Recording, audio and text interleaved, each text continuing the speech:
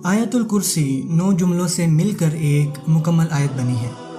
अल्लाहु ला इलाहा इल्ला हुवल हय्युल क़य्यूम नंबर 1, ला तअख़ुज़ुहु सिनतुन वला नौम नंबर 2, लहू मा फ़िस समावाति व मा फ़िल अर्ज़ नंबर 3। ठीक है, फिर मन ज़ल्लज़ी यशफ़अउ इंदहु इल्ला बिइज़्निही।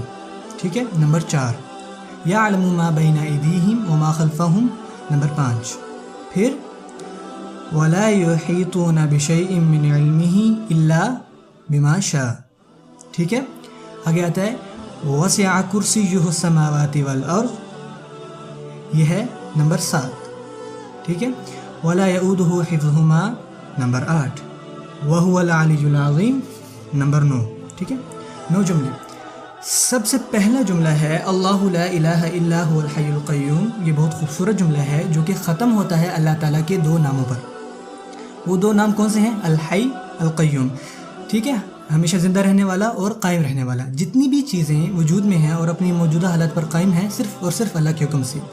और हैरत अंगेज़ बात जो है वो है आखिरी जुमले में। पहले जुमले में और आखिरी जुमले में कुछ कॉमन है। ठीक है, और आखिरी जुमला क्या है? वह हुवल अलिय्युल अज़ीम। कितने अल्लाह के नाम हैं आखिरी जुमले में?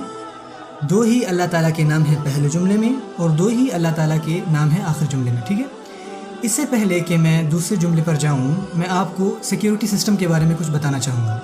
सिक्योरिटी गार्ड्स का काम बहुत मुश्किल होता है, और अगर आप फ़र्ज़ करें कि सिक्योरिटी गार्ड हैं तो आपको सिर्फ अपने बूथ में ही बैठे रहना है, आपको CCTV फुटेज को ही घूरते रहना है, और वो घंटों के लिए। और क्या वो पिक्चर हिलती जुलती है? वही सेम पिक्चर, और उसी को आपको देखते रहना है 8 घंटों के लिए, 12 घंटों के लिए। और क्या होता है कि जब आप किसी चीज़ की हिफाजत करते हो, आप सुस्त होते जाते हो, आप थकते जाते हो। ठीक है, तो अल्लाह ताला अपने बारे में यहाँ फरमाते हैं कि ला तअख़ुज़ुहु सिनतुन वला नौम। ठीक है, ऊँघ तब आती है जब आप थके हुए होते हो, और ऑफ कोर्स आगे क्या होता है? मेरा मतलब ऊँघ के बाद नींद यानी नौम। ठीक है, यह है दूसरा जुमला। और दूसरे जुमले में वो चीज़ें हैं जो मखलूक में पाई जाती हैं, खालिक में नहीं। यकीनन हम ही थकते हैं, फिर गनुदगी चाहती है और आखिरकार नींद घेरती है। ठीक है, और सेकंड लास्ट जुमला क्या है? वला यऊदुहु हिफ़्ज़ुहुमा।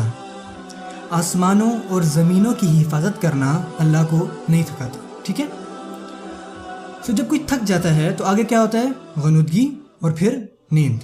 सेकंड जुमला और सेकंड लास्ट जुमला दरअसल आपस में कनेक्टेड हैं। ठीक है, ला तअख़ुज़ुहु सिनतुन वला नौम वला यऊदुहु हिफ़्ज़ुहुमा। फिर अल्लाह ताला फरमाते हैं लहू मा फ़िस समावाति व मा फ़िल अर्ज़। उसी का है जो कुछ आसमानों में है और जो कुछ ज़मीनों में है। इससे पहले कि मैं आगे बढ़ूँ, पहले मैं आपको 2 अल्लाह के नामों में फ़र्क पहचाना है, मालिक और मलिक में। मालिक कहते हैं वारिस को, ऑनर को। ठीक है, और मलिक कहते हैं बादशाह को। और क्या वारिस और बादशाह में फ़र्क है? हाँ, विरासत होती है जायदाद के बारे में। ठीक है, पर बादशाहत इस बारे में नहीं होती।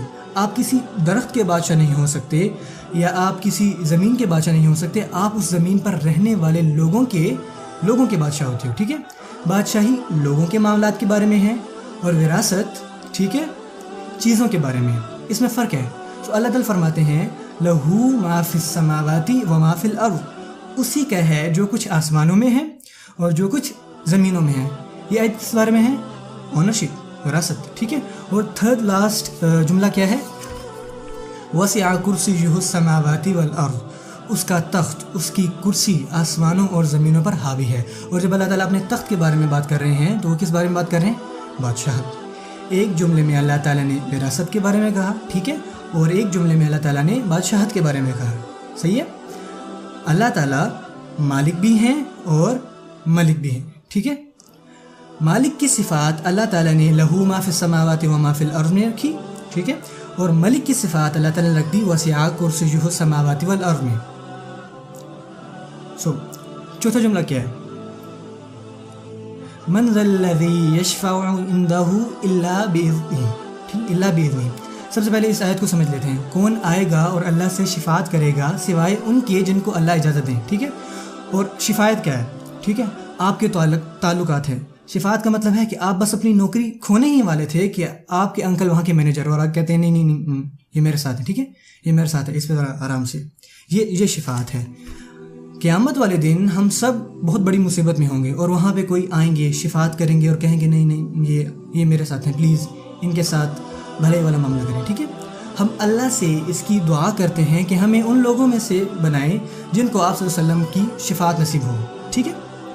سو یہ آیت اس بارے میں ہے کہ کسی کے پاس کچھ اختیار نہیں سوائے ان کے جن کو اللہ اختیار دے دے۔